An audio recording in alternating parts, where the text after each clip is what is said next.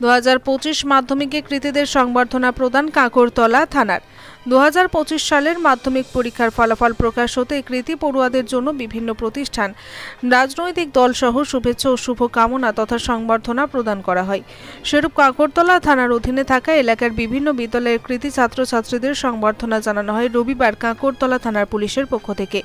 কাকরতলা থানার ওসি মোহাম্মদ সাকিব সাহাব, SI Abdul high, SI আনন্দ ভুই মালি সহ অন্যান্য পুলিশ আধিকারিকরা তাদের বাড়িতে গিয়ে ফুল, মিষ্টি, উপহার সামগ্রী তুলে দেন। সংবর্ধনার পাশাপাশি তাদের ভবিষ্যৎ উজ্জ্বল কামনা করেন। জানা যায়, এলাকায় মোট 11 জন 2025 বর্ষে কৃতী পড়ুয়াদের সংবর্ধনা প্রদান করা হবে। পুলিশের এই মানবিক উদ্যোগ এলাকার অভিভাবক শিক্ষক মহলে যথেষ্ট প্রশংসিত হয়েছে। এমন সংবর্ধনা অনুষ্ঠান শিক্ষার্থীদের মনোবল বৃদ্ধি করবে এবং পড়াশোনার প্রতি তাদের আরও মনোযোগী করে তুলবে বলে অভিভাবক মহলের অভিমত।